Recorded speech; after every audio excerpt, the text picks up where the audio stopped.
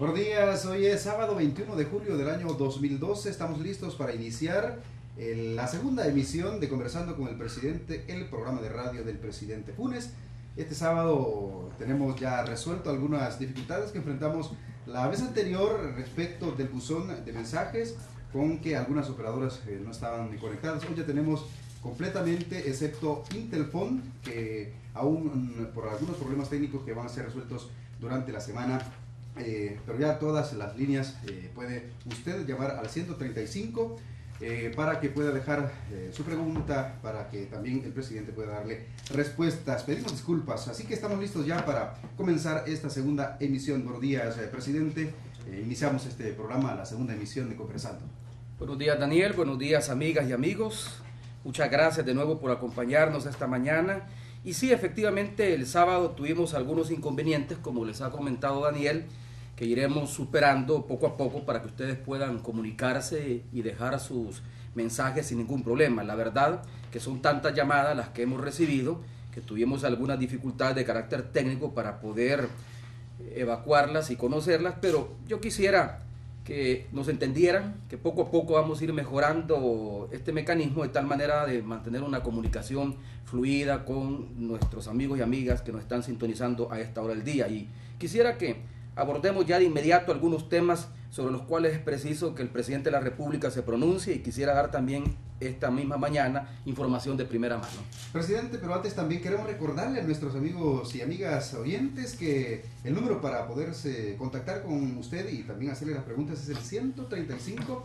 Puede llamarnos de manera gratuita con todas las operadoras excepto Intelfon, como ya lo decíamos, dejar su mensaje, su pregunta, y también puede enviarnos un correo electrónico a conversando@presidencia.gov.sb. Ahora sí, presidente, vamos a los temas de interés. Esta semana el conflicto de poderes entre la Asamblea Legislativa y la Corte Suprema de Justicia ha tomado mayor virulencia. La ANEP se ha retirado del Consejo Económico y Social. También los empresarios que acompañaban el asocio para el crecimiento con los Estados Unidos se han retirado temporalmente, y hasta se ha pedido al gobierno de los Estados Unidos que aplique sanciones a El Salvador, presidente. Bueno, ¿quiénes lo han solicitado? Dos senadores, uno de ellos demócrata y otro republicano, particularmente el senador Bob Menéndez, a quien conozco muy bien porque le visité cuando hice la primera visita a Casa Blanca, cuando me reuní con el presidente Obama hace ya casi 2 años. Y el otro es el senador Marco Rubio, senador republicano. Ambos están en campaña. Hay que tomar en cuenta que los Estados Unidos han iniciado ya su campaña electoral de cara a las elecciones de noviembre próximo. Y no me cabe ninguna duda, y esta es una interpretación personal que la he compartido también con algunos sectores políticos, algunos académicos de los Estados Unidos, que el problema de El Salvador no es un problema que realmente preocupa, como parece decir algunos sectores, a la administración Obama, a tal punto de anunciar que vamos a perder los fondos del milenio y que vamos a perder el asocio por el crecimiento, o que podrían suspenderse visas para aquellos que están implicados en este conflicto. Comencemos por el final de lo que ha ocurrido esta semana. El jueves de la semana pasada hubo una reunión entre el subsecretario de Comercio de los Estados Unidos, el señor Walter Bastián, junto con el equipo de trabajo que dirige el ministro de Economía, y han estado trabajando acá en nuestro país las diferentes agencias gubernamentales, tanto el gobierno de los Estados Unidos como del gobierno de El Salvador, para hacer avanzar justamente el asocio por el crecimiento. Estamos preparando para la tercera semana del mes de enero del próximo año una convocatoria masiva a inversionistas extranjeros, a empresas transnacionales que pueden situar a nuestro país como destino de sus inversiones. Y esto lo estamos haciendo junto con el gobierno de los Estados Unidos. Y justamente este era un evento que yo ya había anunciado que se podía desarrollar a finales de este año, en el cuarto trimestre, pero por ocasión de las elecciones en los Estados Unidos y que un evento similar se está llevando a cabo en Colombia, se decidió en conjunto con el subsecretario de Comercio que la mejor fecha era finales de enero, la tercera semana de enero. De tal manera que si el subsecretario de Comercio de los Estados Unidos, que está en el equipo de trabajo del Asocio por el Crecimiento, viene esta misma semana, se reúne con el ministro de Economía, toman el acuerdo de realizar esta convocatoria internacional para la tercera semana de enero del próximo año, entonces ¿cómo es que se puede decir que estamos por perder o ya perdimos nuestra alianza estratégica con el gobierno de los Estados Unidos? Hay que tomar en cuenta una cosa. ¿Qué es el Asocio por el Crecimiento? Se trata de un acuerdo de largo plazo, Se trata de un acuerdo en virtud del cual tanto el gobierno de los Estados Unidos como el gobierno de El Salvador identifican y trabajan por remover los obstáculos que hemos tenido históricamente a lo largo del crecimiento, que son dos fundamentalmente. El problema de la violencia, que ya estamos comenzándolo a resolver al reducir los homicidios de 14 homicidios diarios a 4 o 5. Ya estamos sentando las bases para una política de Estado que permita mitigar, resolver el problema de la criminalidad organizada y particularmente el accionar criminal de las pandillas y el problema de la baja productividad. De hecho, hay un conjunto de leyes que están por presentarse a la Asamblea Legislativa, ya una de ellas se presentó, la Ley de Asocios Público-Privado, que crearán el marco jurídico que permitirá aumentar la productividad del país y hacer de El Salvador un lugar más seguro para que los inversionistas extranjeros puedan invertir y rentabilizar sus inversiones acá. Ahora, hay que decirlo también, no hemos tenido ninguna comunicación oficial de ninguna instancia del gobierno del presidente Obama que nos indique de que el presidente Obama o el Departamento de Estado está pensando romper esta alianza estratégica o está pensando sugerirle a la Corporación del Milenio que no entregue el segundo compacto tal como lo ha prometido y que lo firmaríamos en noviembre próximo. Al contrario, seguimos trabajando de la mano. Yo me reuní hace 2 días con la embajadora estadounidense Mari Carmen Aponte y le hice ver que nuestro gobierno no ha roto la institucionalidad, no ha tomado ninguna decisión ni ninguna acción que rompa con el orden constitucional. Por lo tanto, el gobierno de El Salvador sigue siendo un gobierno respetuoso de la democracia, respetuoso de las leyes de la República, respetuoso de nuestro ordenamiento constitucional y respetuoso también de los tratados internacionales que, de acuerdo al Convenio de Viena, del cual somos suscriptores, lo firmamos y lo ratificamos por la Asamblea Legislativa, de acuerdo al Convenio de Viena, no se puede invocar el derecho interno para no cumplir con los compromisos y con los tratados internacionales. Ahora, los empresarios salvadoreños, como tú lo has señalado y lo conocen nuestros amigos Radio Escucha, más que los empresarios salvadoreños, los miembros de la cúpula empresarial representados en la ANEP. Eso no son todos los empresarios salvadoreños. Ayer mismo tuve una reunión con representantes de 45 empresas transnacionales, empresas que invierten en el país y que representan capital americano, capital canadiense, capital español, capital europeo, capital taiwanés, capital coreano, etcétera, etcétera. Ellos, por supuesto que tienen dudas de lo que está pasando en el país y necesitaban aclaración de primera mano de parte del presidente de cómo estamos viendo la situación. Pero ellos lo que están preocupados es tener condiciones de certeza jurídica. A ellos les interesaba más conocer en qué consistían este conjunto de leyes que estamos por presentar a la Asamblea Legislativa que le va a dar predictibilidad a sus inversiones. ¿No tocaron el tema? Por supuesto que lo tocaron, pero ¿cuál era la preocupación? Un empresario representante de un importante grupo empresarial mexicano dijo, estamos por invertir $30 millones, además de lo que hemos invertido en el país. Dígame, presidente, ¿qué certeza tenemos de que nuestras inversiones se van a respetar? Este gobierno se las va a respetar.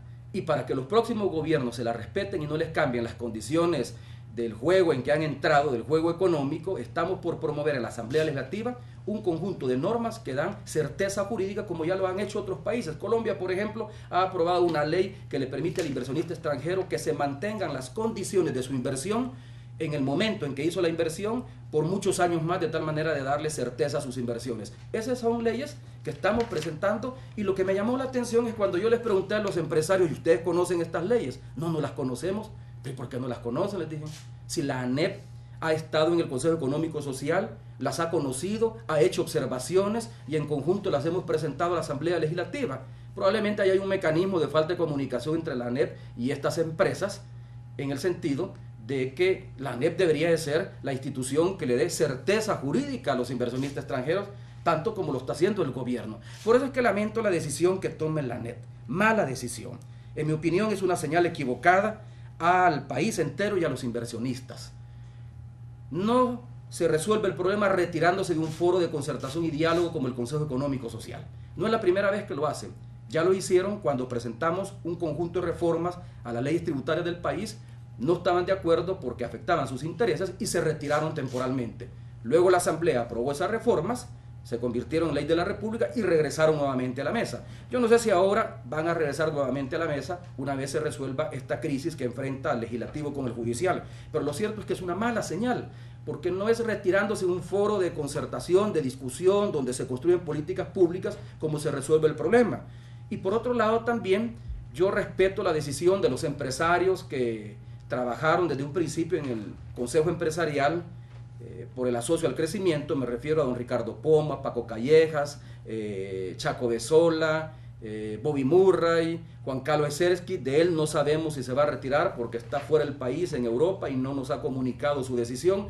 Pero yo respeto la decisión, pero no la comparto, porque no es cierto de que no sea el momento para iniciar un esfuerzo por atraer inversiones. Es todo lo contrario. Deberían de estar en el Consejo Empresarial para contribuir junto con este servidor a crear las condiciones de estabilidad política, de estabilidad democrática, de respeto al Estado de Derecho, para atraer inversiones. De tal manera que, en resumidas cuentas, yo insisto en que el gobierno ha respetado la institucionalidad, no ha violado ni una tan sola ley, no está mandando mensajes de incertidumbre. Por el contrario, estamos trabajando en crear un ambiente de certeza y de buscarle una solución política al problema que se ha dado y que enfrenta hoy por hoy a dos órganos del Estado. Son las 11 de la mañana con 15 minutos. Gracias a usted que nos sintoniza en Conversando con el Presidente a través de Radio Nacional y una red de emisoras en todo el país. Presidente, le hago la pregunta que le hacía el sábado anterior y que también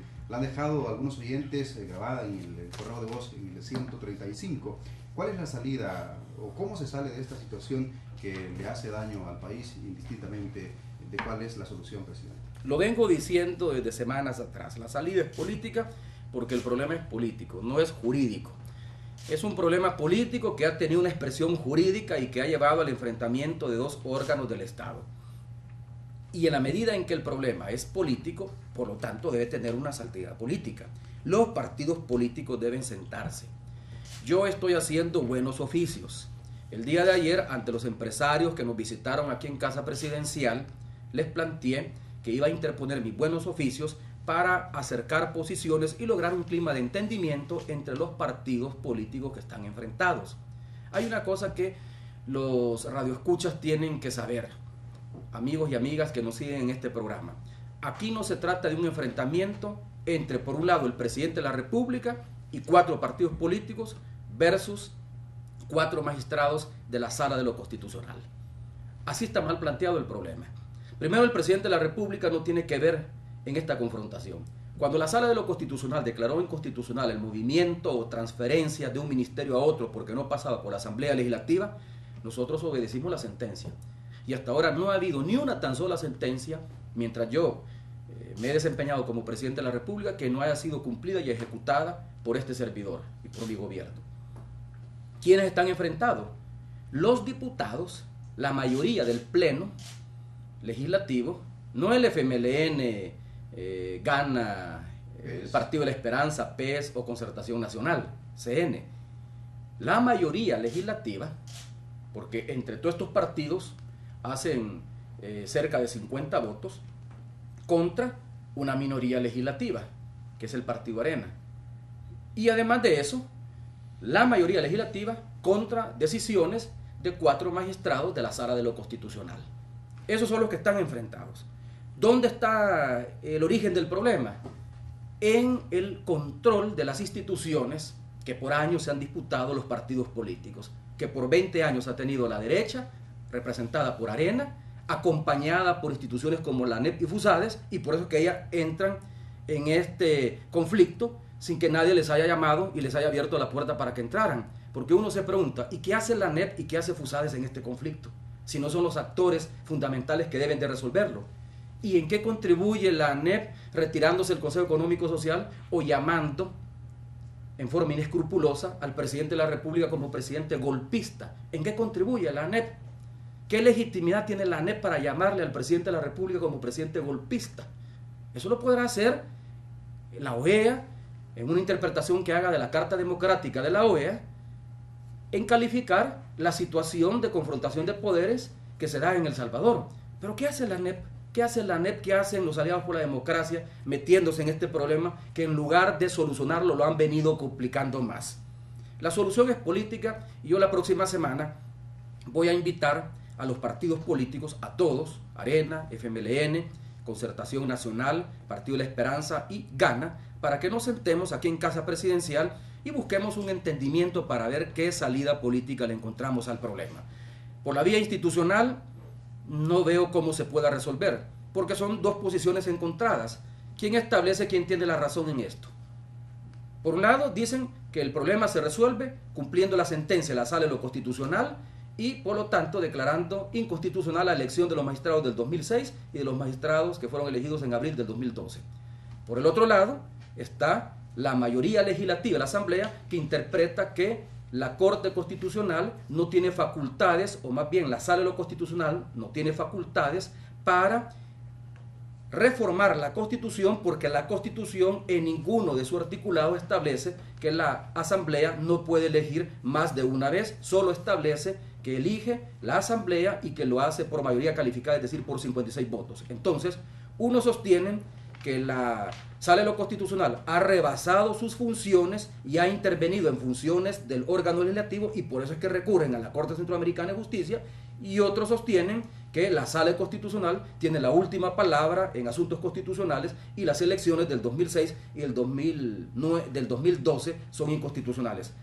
¿Quién tiene la razón? Por esa vía no le vamos a encontrar solución al problema. La vía es política y por eso es que yo estoy proponiendo una salida política que a más tardar la próxima semana resuelva este problema, ya sea que se haya pronunciado o no se haya pronunciado a la Corte Centroamericana de Justicia. Muy bien, presidente, vamos a ir a una pausa, no sin antes decirle a nuestros amigos y amigas Radio Escucha que estamos en vivo por Radio Nacional y la red de emisoras que integran la Asociación de Radios y Programas Participativos de El Salvador, ARPAS, también Radio Sonora, YSKL, Qué Buena, Radio La Chévere, Radio Ranchera, Radio La Caliente y La Campeonísima en San Miguel, Radio Segundo Montes en Morazán, Radio Iscanal de Usulután, Radio Coco en Sonsonate, Radio Soda Estéreo en Santa Ana y otras emisoras de todo el país.